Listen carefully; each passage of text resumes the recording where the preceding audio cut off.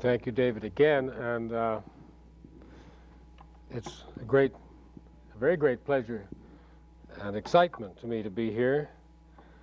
I realized that the last time I was in this building, we were at war with Germany, and the Normandy invasion had not yet taken place. And I remember coming down here from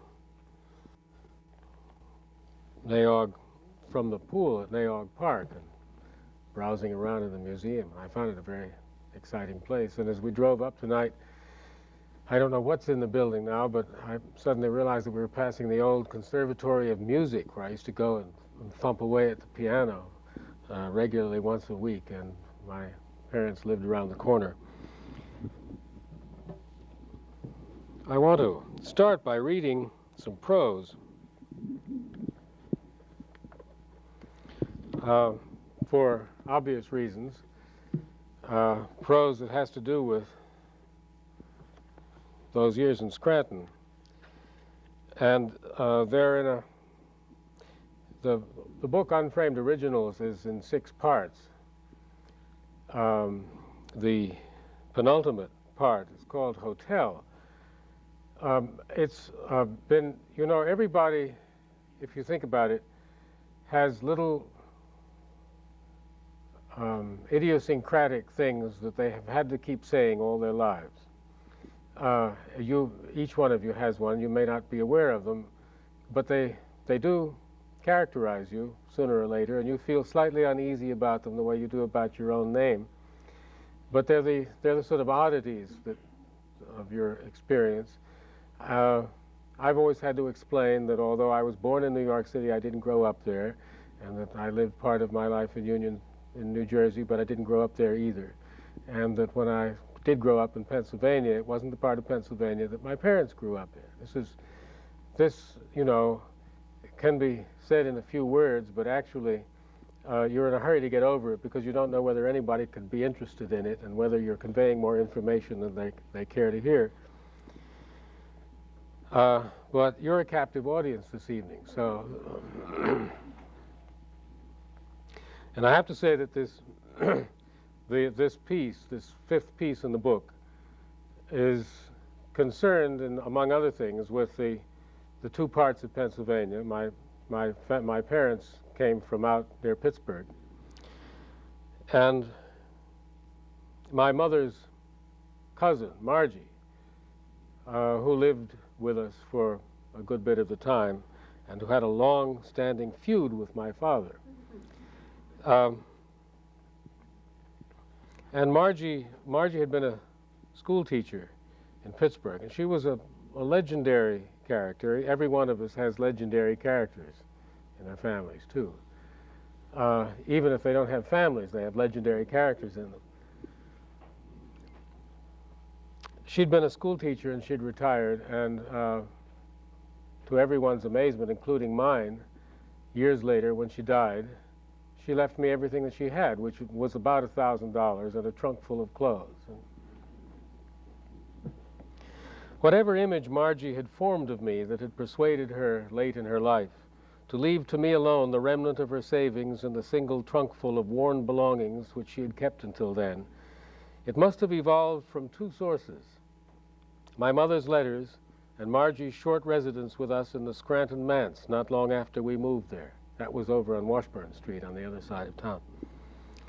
I can only guess at the importance my mother accorded her children in those letters, the confidences and the strain of implicit boasting which served to involve Margie in my mother's own anxiety and pride. It is not hard to imagine my mother addressing and deferring to the school teacher in Margie, to the woman, the elder, the sympathetic but remote authority, the lone vindication out of that distant pantheon, her family. Margie took, as my mother said, such an interest in the children, partly because my mother assumed that she must. That interest was an important element in the complicity between them. Indirectly and without asking for advice, she invoked Margie's judgment. It was a way of eliciting her approval. They discussed the latest issues of Parents magazine, the tests and scores evaluating the children's this and that. They laughed over the phenomenon of competitive parents, and the laughing permitted a further superiority. The one time that Margie had even seen much of me, the only time when we had been together for long, was during the period when she was living with us in the big brown frame building across from the church on Washburn Street when I was 10. I do not remember her arriving, but it seems to me that the trunk I was to inherit was with her then, and that as long as she was living with us, it stood open like a chest of drawers in the small room at the head of the back stairs, which remained Margie's room long after she had gone again, and it had been occupied by others and used for sewing and storage. On the front stairs of the house, we, my sister and I, were warned and expected to walk quietly, just because we were to walk quietly on stairs and not to scuff. On the back stairs, we were to walk quietly for the usual reasons, and also because those stairs were just outside Margie's room. I'm not very certain of all the details of the inside of that room while she was living in it, because although the door to it stood open most of the time and I could see in from the top steps, it was an absolutely forbidden place. We were not even supposed to look inside. It was none of our business. A cool light in there, faded yellows and greens, as in the picture of the plump girl sitting on a bench looking up and listening to a bird in a tree. And there was the radiator that came for a while to occupy a place of such importance in the household. The bed, all but a corner of it, was out of sight. Aunt Margie's bed. Margie's bed. One of the first things she had done after she got there was to go straight downtown to Store and Pfister's, where the good living room suite had been bought, and buy a bed that she approved of. Single, with a high, firm mattress and a walnut veneer headboard. It may be that she did not think much of some of the beds in the house, such as the wide, creaking old tin structure that had been my parents' in the Union City manse. Later, when the subject came up, my father said, if he was being critical of her, that she was high-hat, and my mother said she was particular. Her bed stayed in her room after Margie left. At first, it supported the pretense that she was keeping it there because she might be back, and it would be waiting for her. When that was gone, it remained part of the mark she had made. Before she came to us, it was agreed that Aunt Margie was going to teach my sister and me. There was even talk of our staying home and being taught by Aunt Margie instead of going to school. My parents had a friend out in the western part of the state, south of Erie, who had been a school teacher and then later had taught her own children at home. It was possible, supposedly, to get permission to do that. We had been to visit her and her children. Up until then, when I had only heard of her, I believed that she was Mrs. Wiggs of the Cabbage Patch, but she was herself. The water from the faucets in her tiny house tasted of sulfur. Her children were older than my sister and me, and my mother said that they were years ahead of other children their age, scholastically. Studying at home, they had learned to concentrate. Besides, my mother was convinced that the standards of the sooty old brick Gothic school around the block on Hyde Park Avenue were far below those of the New Jersey school system, and of the Union City School in particular, which my sister and I had come from, and where she had been in the habit of chatting with the teachers. I welcomed the idea of being taught by Aunt Margie. I would have been happy to stay home from the new school, which I disliked, and where I was younger than my classmates and felt out of place and vulnerable. I kept asking my parents whether they had obtained permission for us to be taught at home, but I could tell before long that the subject was receding from their minds. If I mentioned it to my father, he would answer as though he had forgotten that the possibility had ever arisen before.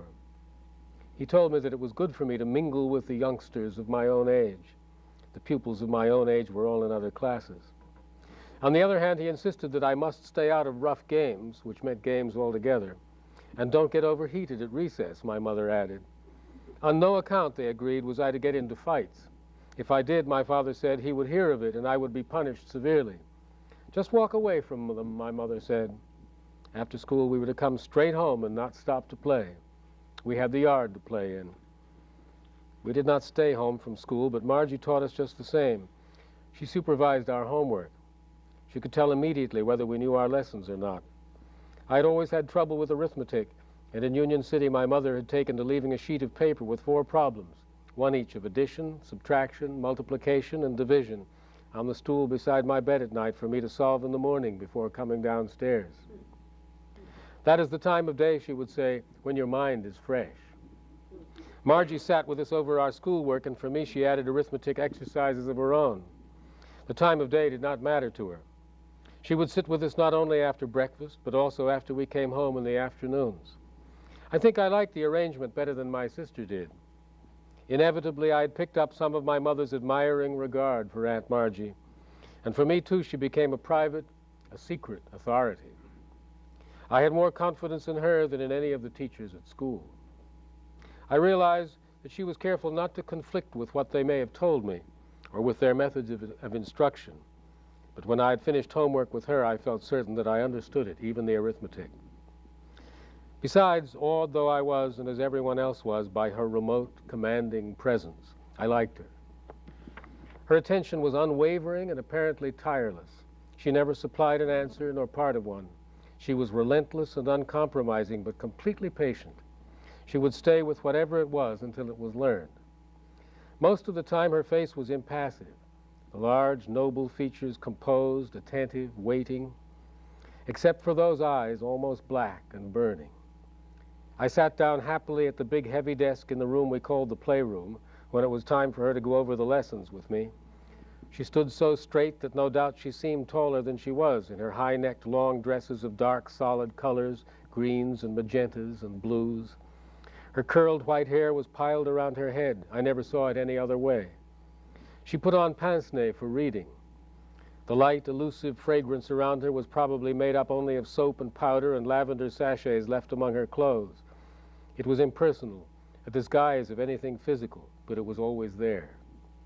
She sat beside me to my right, on the side away from the window and a little behind me, her back like a dancer's, one hand on the desk. Sometimes when the lessons were over, or if it was Saturday and raining, we would play games that were more like tests, or work on puzzles at the desk. Often then, and almost always when homework was finished, I would catch a glimpse of her rare, anomalous smile, her face creasing, eyebrows rising, the corners of her mouth lifting like curtains drawn up, showing the startling teeth, and the eyes for an instant closer, dimmed, approving. And I went for walks with her, usually to the end of Washburn Street, to the cemetery, with the family fox terrier, Tippy. In Aunt Margie's judgment, Tippy did not get enough exercise. Cooped up on the back porch and allowed out into the yard when the children were there. Tippy's nails, as Margie pointed out, were proof of it. They were much too long. They curled. They must hurt the poor dog. Margie took her and had them clipped and undertook to continue the job herself, but she said that Tippy should be exercised enough to keep them worn down naturally. She led Tippy forth on a leash and strode along the sidewalk wearing solid shoes with the heels only slightly raised, a long, dark woolen coat with an amber fur collar and a cloche hat. She went almost every day if the weather was right, and if she went shopping alone or with my mother, she took Tippy with her. If my mother went shopping by herself, she never took the dog. My father seldom walked anywhere. The children were not allowed out of the yard. Tippy, at first, was not used to taking walks. She was overweight and she wheezed.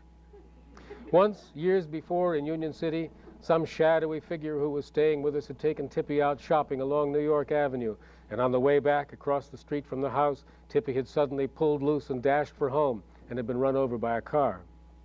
I can hear my mother screaming from somewhere, seeing the whole thing, and can hear Tippy yelping, and I watch helplessly the white and black wheel of small dog spinning underneath the high car, which speeds up, and I can feel the shock and fear for the dog and outrage at the car.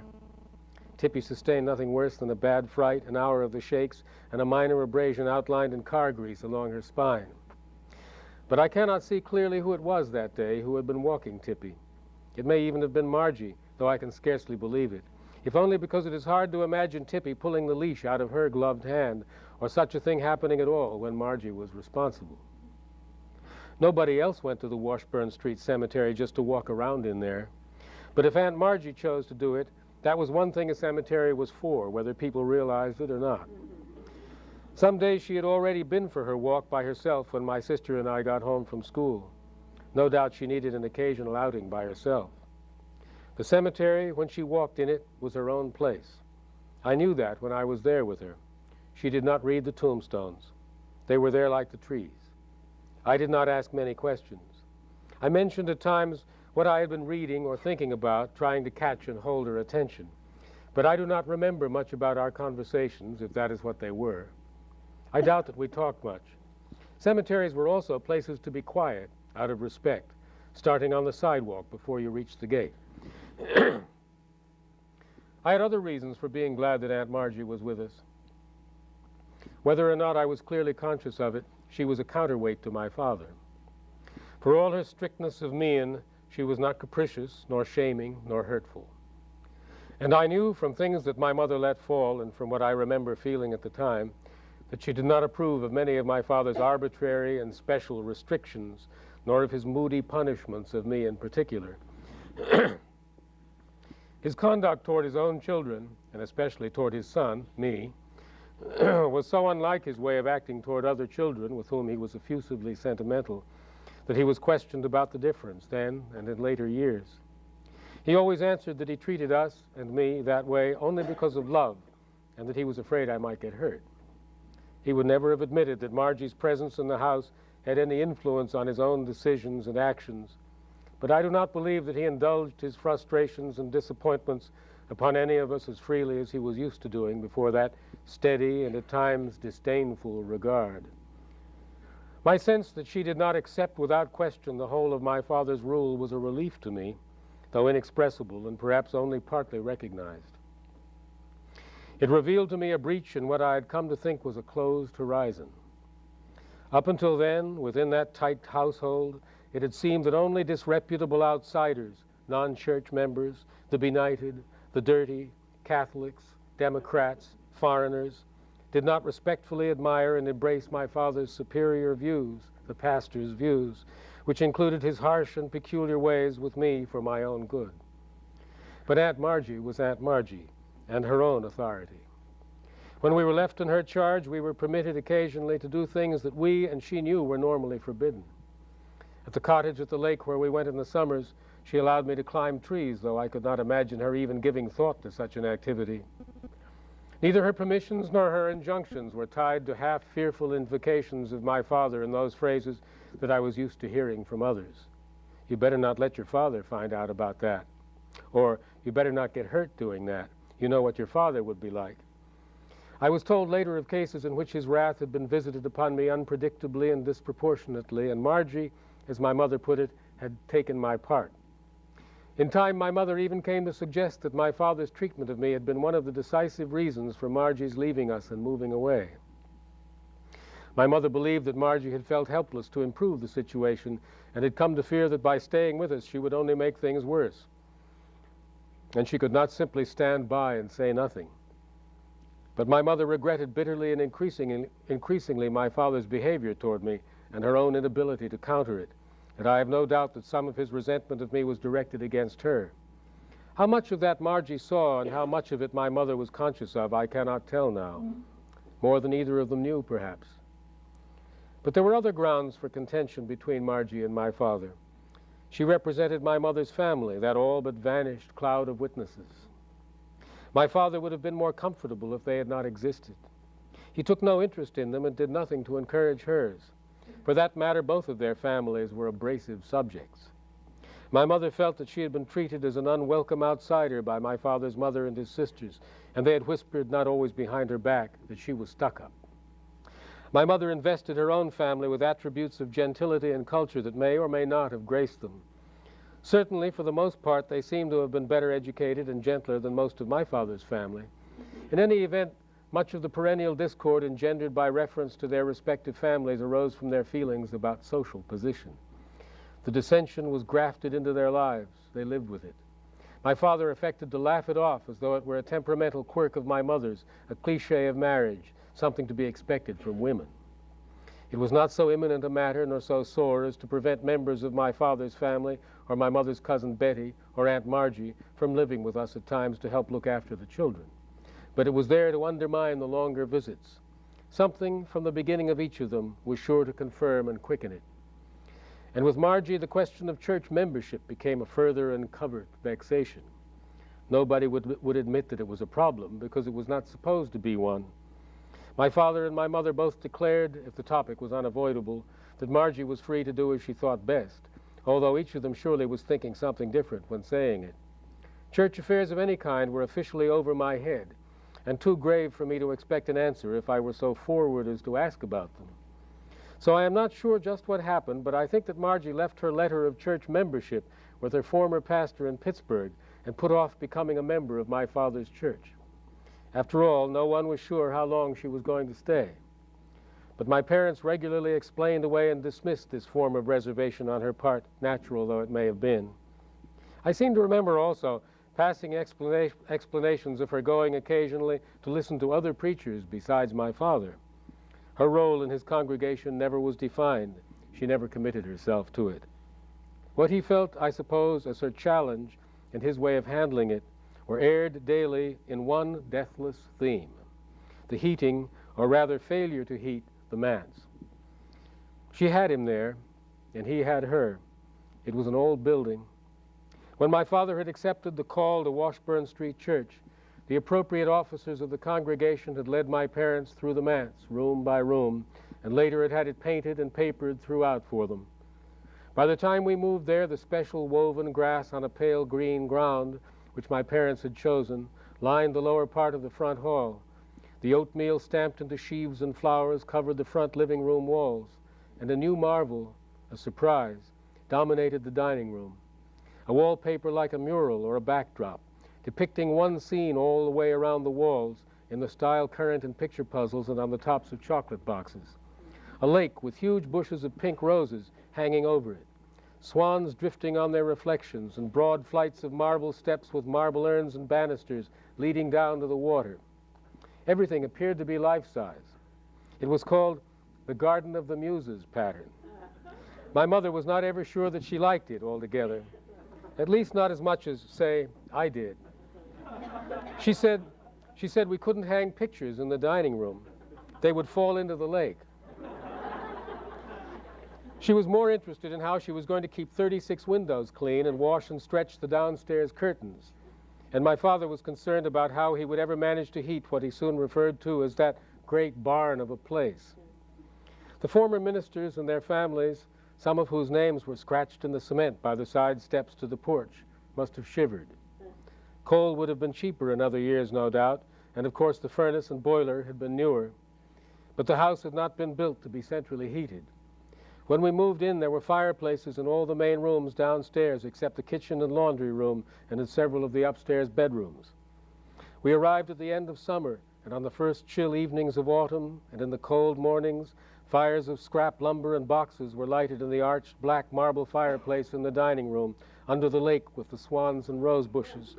And there my sister and I dressed before breakfast and undressed for bed by firelight. We complained about the cold, but we hoped that the arrangement would never change. There were cracks in the floor that could swallow a pencil, and wind rose out of them. The doors and windows rattled in their frames. My father became obsessed with drafts. He would inch softly through the front hall or up the stairs as though trying to surprise a thief, and suddenly freeze like a gun dog, raise one hand and call to anyone, "Come here, just feel this."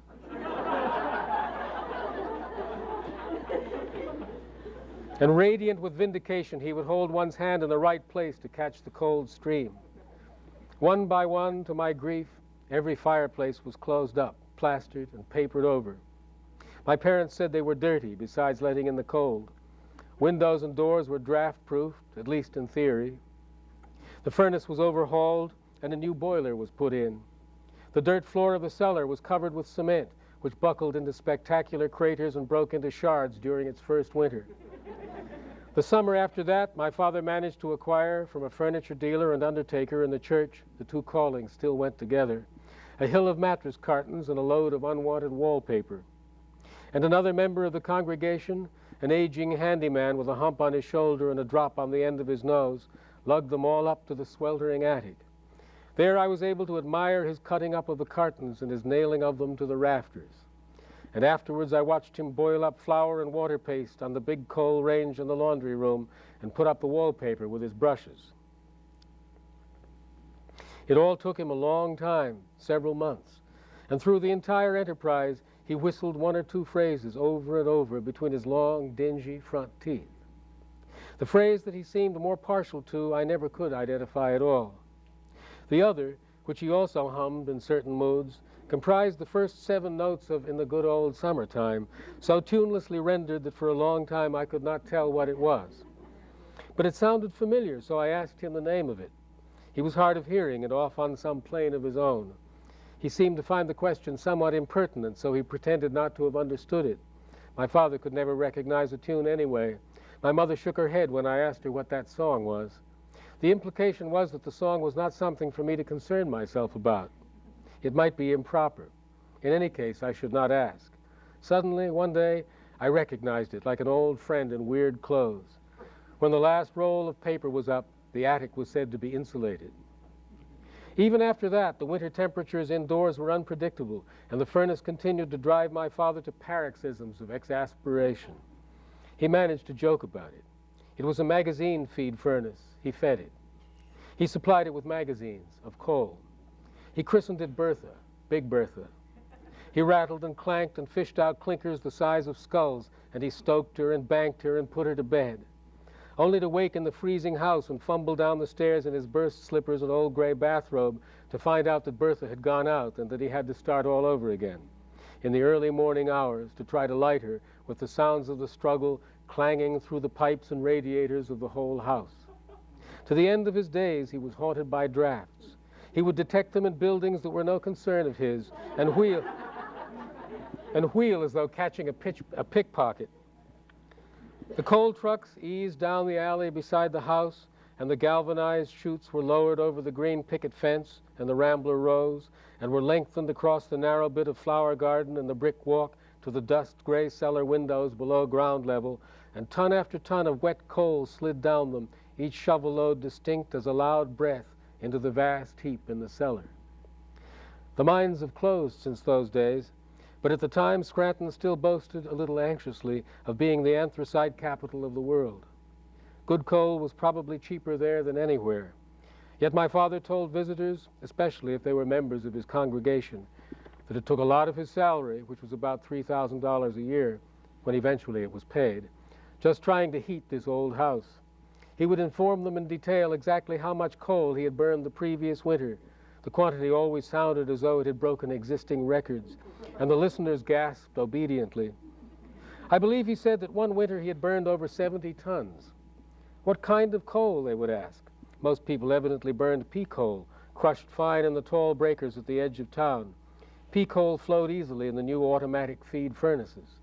The big companies claimed to have the best quality. Marvin Colliery, D&H cone-cleaned, washed anthracite. The D&H truck sported a tall blue wading bird, stork, crane, or heron, on the sides, and the motto, "You scratch my back and I'll scratch yours." But my father, filled with the subject, explained that it was no use stoking Bertha with pea coal. It just dropped through the grates and was lost in the ash boxes. He had to use chestnut, although chestnut, unless it was the very best quality, got stuck in the grates and jammed them. His hearers nodded their understanding and shook their heads in sympathy, and he went on to say that with the quantities he had to burn to keep the pressure up in the boiler, he could not always afford the best, even though some of the officers of the big coal company were members of his congregation. He had to take what he could pay for, and there was often slag in what he bought. So he had to rake out clinkers from the grates into the dynasty of buckets, baskets, and ash cans that he heaved and lugged and wrestled almost daily up the cellar steps and lined up beside the back gate to the alley. Sometimes the church sexton helped him, but the furnace never did. And the heating of the house became one with the church trustees who withheld his salary and with whatever in his life had mocked his labors and his persistent show of optimism. And Margie came long before the efforts at insulation were complete.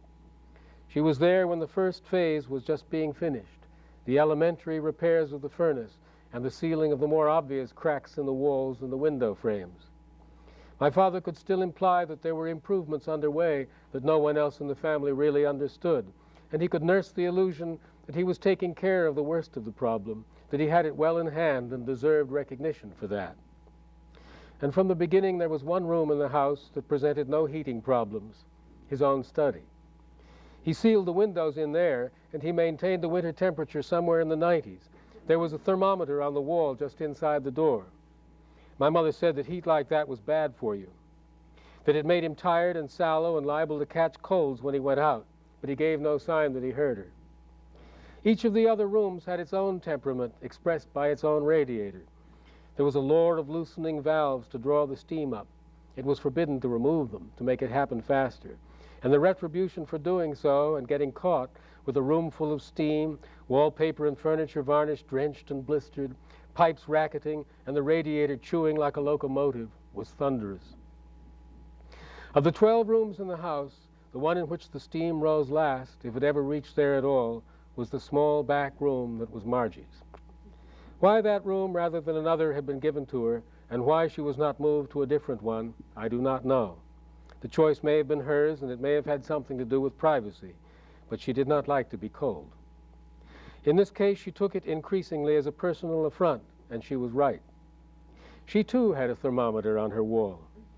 She would stand behind her chair at the dining room table before a meal and draw herself up when my father came in, return his greeting, and in the pause that followed say, "It was 48 in my room this morning." He would cluck his tongue and shake his head and say that the men were trying to remedy the situation and that he would see what else could be done about the pressure in the radiators. But Margie's discomfort probably troubled him less each time she mentioned it. He laughed about her way of announcing the temperature and imitated her, but not to her face. Her comments on the heating conveyed her opinion of a growing number of traits in his character as they had become apparent to her. She was freezing him out, just as he was doing to her. She must have been thinking about Florida for some time before she bought her Pullman ticket for St. Petersburg.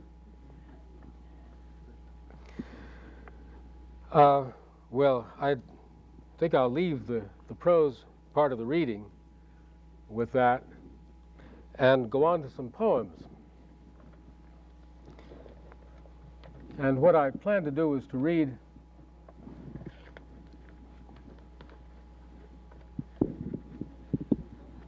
from several of the published books in chronological order and end up with some unpublished poems. There's one book I didn't bring, and I don't suppose anybody has it, but it's called The First Four Books. Is there a copy of that?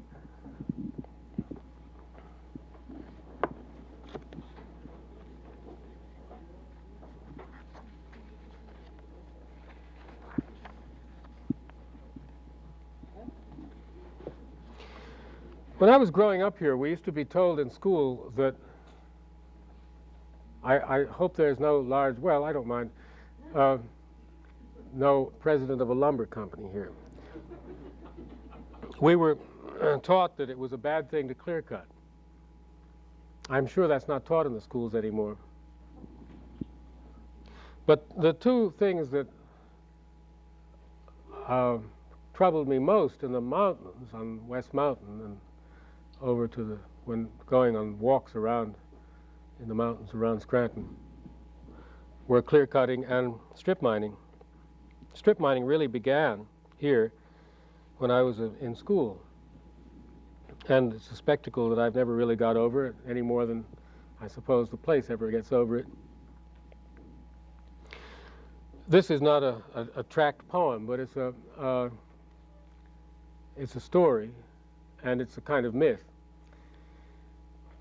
A preponderant number of myths have to do with origins, and have to do with alpha. And this one is a kind of omega myth. Many myths could be called the first one, you know, the first person who died, the first cornstalk, the first whatever it is. This one's called the last one. Well, they'd made up their minds to be everywhere, because why not? Everywhere was theirs because they thought so. They with 2 leaves, they whom the birds despise. In the middle of stones, they made up their minds. They started to cut. Well, they cut everything because why not? Everything was theirs because they thought so. It fell into its shadows and they took both away, some to have, some for burning. Well, cutting everything, they came to the water. They came to the end of the day. There was one left standing. They would cut it tomorrow. They went away. The night gathered in the last branches. The shadow of the night gathered in the shadow on the water. The night and the shadow put on the same head, and it said, now. Well, in the morning they cut the last one. Like the others, the last one fell into its shadow. It fell into its shadow on the water. They took it away. Its shadow stayed on the water. Well, they shrugged. They started trying to get the shadow away. They cut right to the ground. The shadow stayed whole. They laid boards on it. The shadow came out on top. They shone lights on it. The shadow got blacker and clearer. They exploded the water. The shadow rocked. They built a huge fire on the roots. They sent up black smoke between the shadow and the sun. The new shadow flowed without changing the old one. They shrugged. They went away to get stones.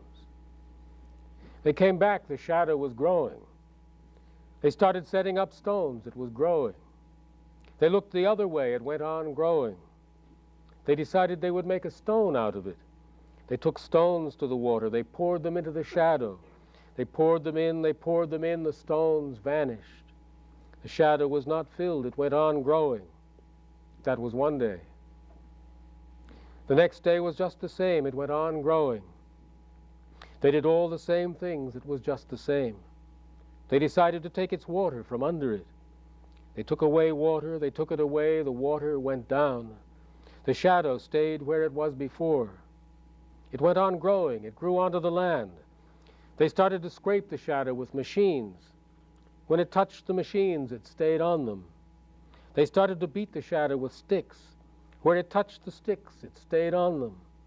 They started to beat the shadow with hands. Where it touched the hands, it stayed on them. That was another day. Well, the next day started about the same. It went on growing. They pushed lights into the shadow. Where the shadow got onto them, they went out. They began to stomp on the edge. It got their feet. And when it got their feet, they fell down. It got into eyes. The eyes went blind. The ones that fell down, it grew over, and they vanished. The ones that went blind and walked into it vanished. The ones that could see and stood still, it swallowed their shadows. Then it swallowed them too, and they vanished. Well, the others ran. The ones that were left went away to live if it would let them.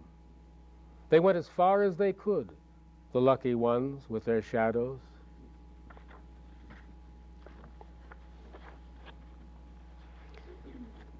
That's from a book called The Lice. The title of the book,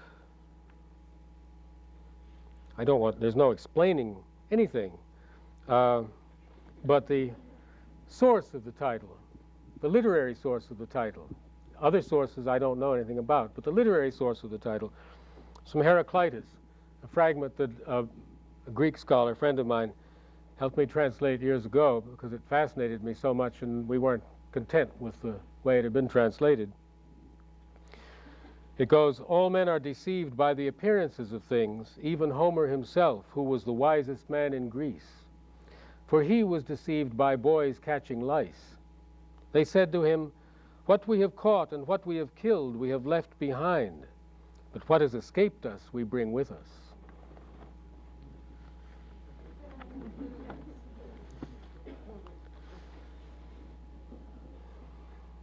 Now, in the middle of that book, there are a number of poems that the book turns round.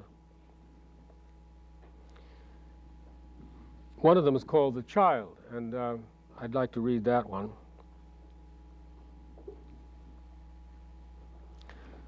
Sometimes it is inconceivable that I should be the age I am. Almost always it is at a dry point in the afternoon. I cannot remember what I am waiting for, and in my astonishment I can hear the blood crawling over the plains, hurrying on to arrive before dark. I try to remember my faults to make sure, one after the other, but it is never satisfactory. The list is never complete. At times night occurs to me, so that I think I have been struck from behind. I remain perfectly still, feigning death, listening for the assailant. Perhaps at last I even sleep a little, for later I have moved. I open my eyes, the lantern fish have gone home in darkness. On all sides the silence is unharmed. I remember, but I feel no bruise. Then there are the stories, and after a while I think something else must connect them besides just this me. I regard myself starting the search, turning corners in remembered metropoli. I pass skins withering in gardens that I see now are not familiar, and I have lost even the thread I thought I had. If I could be consistent even in destitution, the world would be revealed. While I can, I try to repeat what I believe. Creatures, spirits, not this posture. I do not believe in knowledge as we know it, but I forget. This silence coming at intervals out of the shell of names, it must be all one person really coming at different hours for the same thing. If I could learn the word for yes, it could teach me questions. I would see that it was itself every time, and I would remember to say, take it up like a hand and go with it. This is at last yourself, the child that will lead you.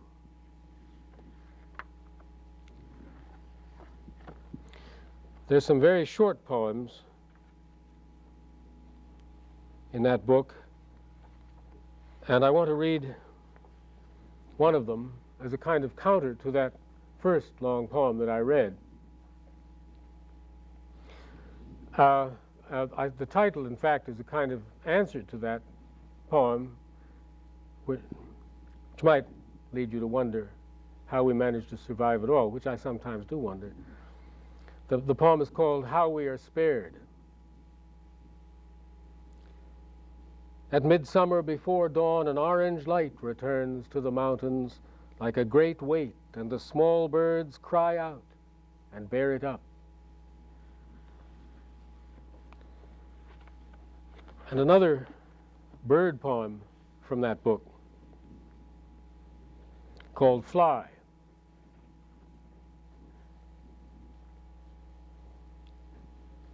I have been cruel to a fat pigeon because he would not fly. All he wanted was to live like a friendly old man. He had let himself become a wreck, filthy and confiding, wild for his food, beating the cat off the garbage, ignoring his mate, perpetually snotty at the beak, smelling, waddling, having to be carried up the ladder at night, content. Fly, I said, throwing him into the air, but he would drop and run back, expecting to be fed. I said it again and again, throwing him up as he got worse. He let himself be picked up every time until I found him in the dovecot, dead of the needless efforts. So that is what I am. Pondering his eye that could not conceive that I was a creature to run from. I who have always believed too much in words.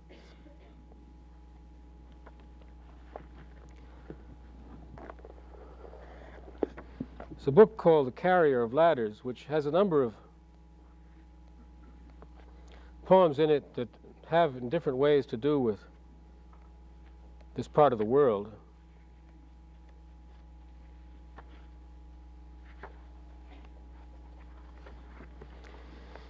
We used to go to a lake up near the New York State border, up near Thompson, and it was a very magic place to me. I got to do things there that I could never do in town.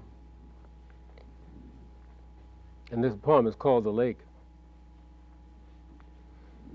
Did you exist, ever? Our clouds separated while it was still dark. Then I could not sleep the sleep of a child. I got up to look for you, bringing my silence, all of it. No father in the house, at least. I got my boat that we had saved for each other. A white creature, my wise elder, you rustled as it slid from shore. I lay there looking down while the mist was torn, looking down, where was the Indian village said to be drowned there? One glimpse and I would have hung, fixed in its sky, when the dawn was gone, and the morning star, and the wind, and the sun, and the calling around you.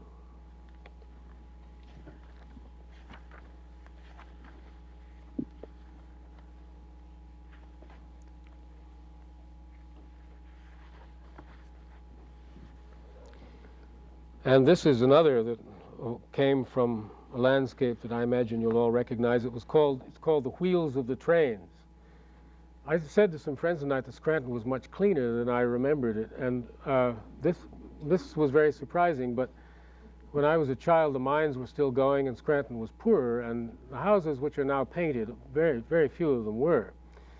The place was full of coal dust, and it was the mines were closing, and the silk mills had closed, and the railroads were in a bad way, and there were lots of sidings where coal had been loaded with old coal cars, old fragments of trains just standing on them. Sometimes there'd be axles and wheels going for blocks, city blocks, lined up on the tracks.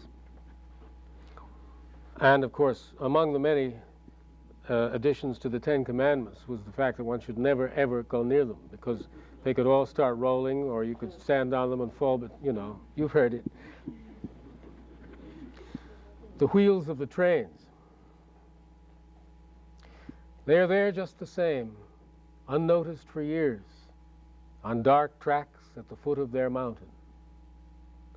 Behind them, holes in the hill, endless death of the sky, foreheads long unlit, illegibly inscribed. The cars have been called into the air, an air that has gone, but these wait unmoved in their rust, row of suns for another life. Ahead of them, the tracks lead out through tall milkweed, untouched for all my travels.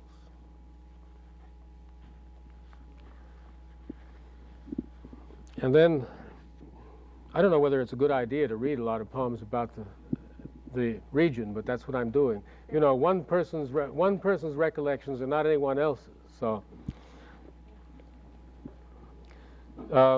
there's a poem called Lackawanna, and the Lackawanna River was a kind of channel of a rich folklore. When I was a child, Scranton was famous, among other things, for its brothels, and there was, as we walked across the lower bridge going from West Scranton into town, there was one in an old house that we used to pass and nod to each other and wonder about, and the gasworks was down at the bottom, and we had legends about that and about the river and so on.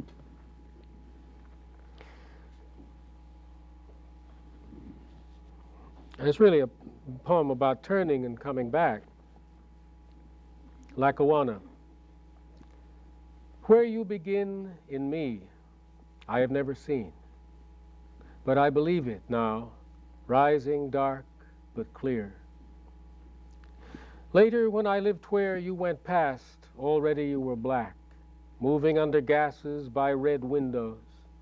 Obedient child, I shrank from you. On girders of your bridges I ran, told to be afraid, obedient. The arches never touched you, the running shadow never looked, the iron and black ice never stopped ringing underfoot. Terror, a truth, lived alone in the stained buildings, in the streets a smoke, an eyelid, a clock, a black winter all year, like a dust, melting and freezing in silence. You flowed from under, and through the night the dead drifted down you, all the dead. What was found later no one could recognize. Told to be afraid, I wake black to the knees. So it has happened. In you, both feet, Jordan. Too long I was ashamed at a distance.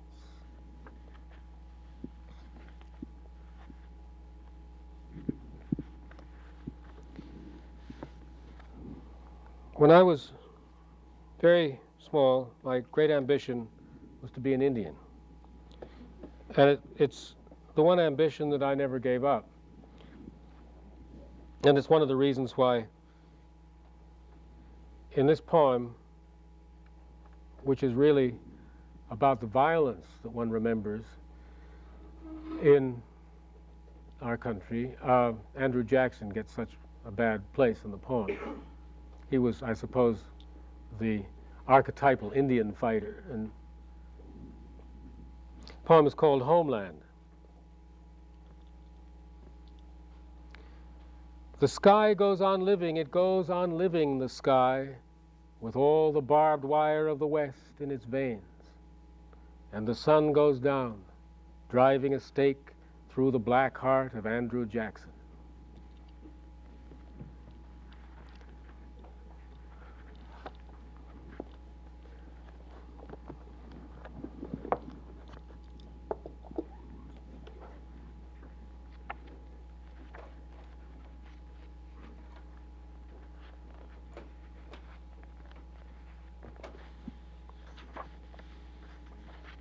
I want to read another kind of myth poem, completely with no setting at all.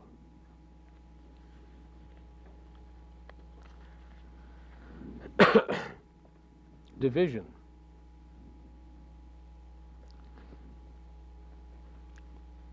I don't know what it means. I went to school on Division Street.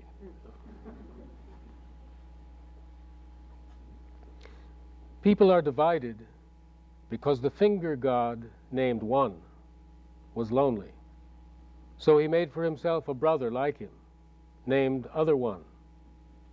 Then they were both lonely. So each made for himself 4 others, all twins. Then they were afraid that they would lose each other and be lonely. So they made for themselves 2 hands to hold them together. But the hands drifted apart. So they made for the hands 2 arms. They said, between 2 arms there is always a heart, and the heart will be for us all. But the heart between them beat 2 ways, all ready for whoever was to come, for whoever would come after, one by one.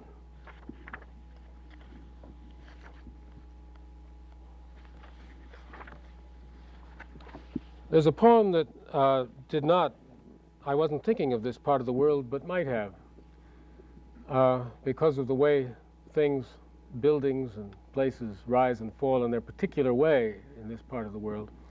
But actually I was thinking of Europe, and deliberately not being too specific because it's happened in so many parts of the world. The poem is called Ash. The church in the forest was built of wood. The faithful carved their names by the doors, same names as ours. Soldiers burned it down. The next church, where the first had stood, was built of wood, with charcoal floors. Names were written in black by the doors, same names as ours. Soldiers burned it down. We have a church where the others stood. It's made of ash, no roof, no doors, nothing on earth says it's ours.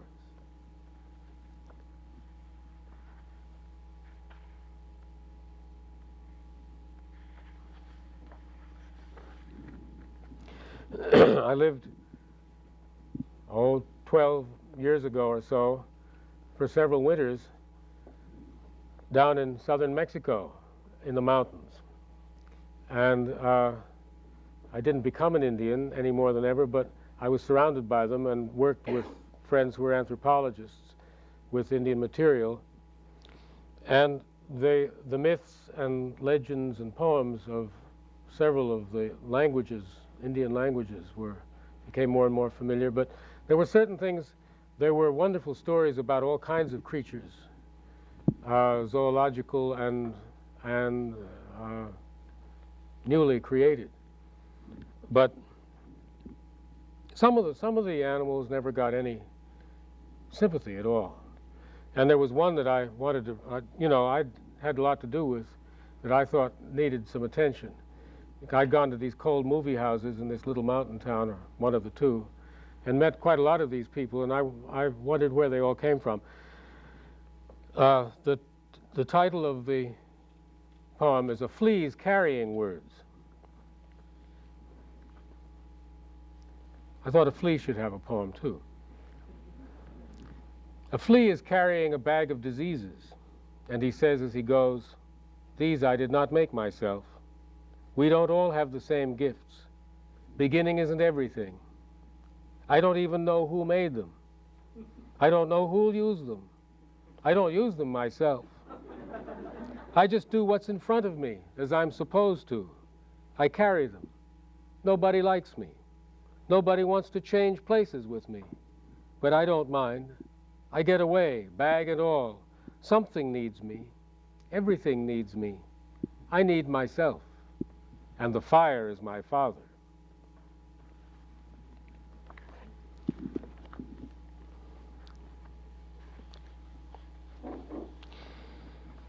I want to read a very different kind of tree poem. I started with one.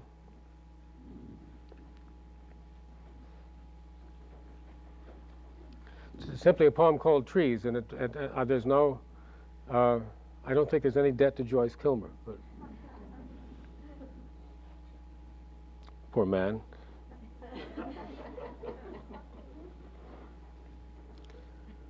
I'm looking at trees. They may be one of the things I will miss most from the earth. Though many of the ones that I have seen already I cannot remember, and though I seldom embrace the ones I see, and have never been able to speak with one, I listen to them tenderly. Their names have never touched them. They have stood round my sleep, and when it was forbidden to climb them, they have carried me in their branches.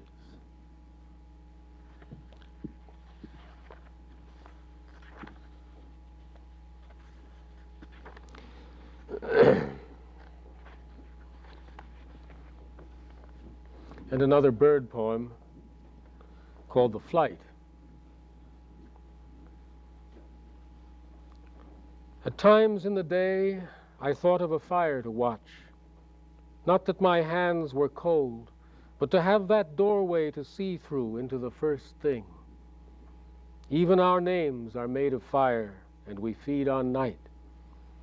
Walking, I thought of a fire. Turning around, I caught sight of it in an opening in the wall, in another house and another, before and after.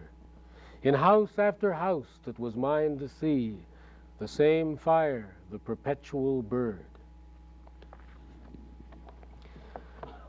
Now I'd like to read a little bit from the last book, from Opening the Hand, and then read one or two new poems to end with.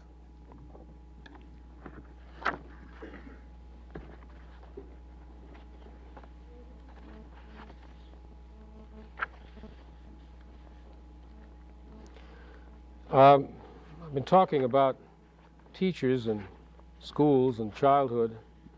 I want to read a poem about a poet who was very important to me when I was growing up.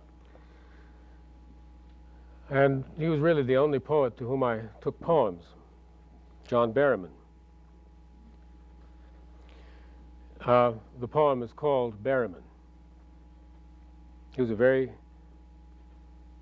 incredibly gifted and original man, and very difficult. I will tell you what he told me in the years just after the war, as we then called the Second World War. "Don't lose your arrogance yet," he said. "You can do that when you're older. Lose it too soon and you may merely replace it with vanity." Just one time he suggested changing the usual order of the same words in a line of verse. Why point out a thing twice? He suggested I pray to the muse, get down on my knees and pray right there in the corner, and he said he meant it literally. It was in the days before the beard and the drink, but he was deep in tides of his own through which he sailed, chin sideways and head tilted like a tacking sloop. He was far older than the dates allowed for, much older than I was. He was in his 30s. He snapped down his nose with an accent I think he had affected in England. As for publishing, he advised me to paper my wall with rejection slips. His lips and the bones of his long fingers trembled with the vehemence of his views about poetry. He said the great presence that permitted everything and transmuted it in poetry was passion, passion was genius, and he praised movement and invention. I had hardly begun to read. I asked, how can you ever be sure that what you write is really any good at all? And he said, you can't. You can't. You can never be sure. You die without knowing whether anything you wrote was any good.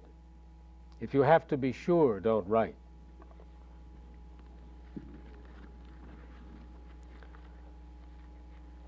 And I want to go back to one last poem about this part of the world.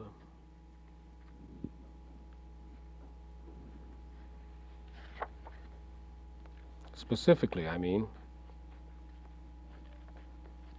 And it's another kind of story poem. It's quite unlike any of the other poems in Opening the Hand or any of the other books.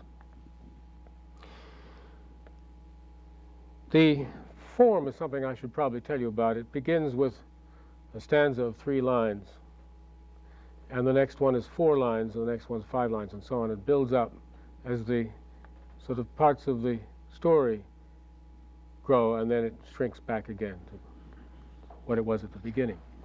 And it's simply called The Houses.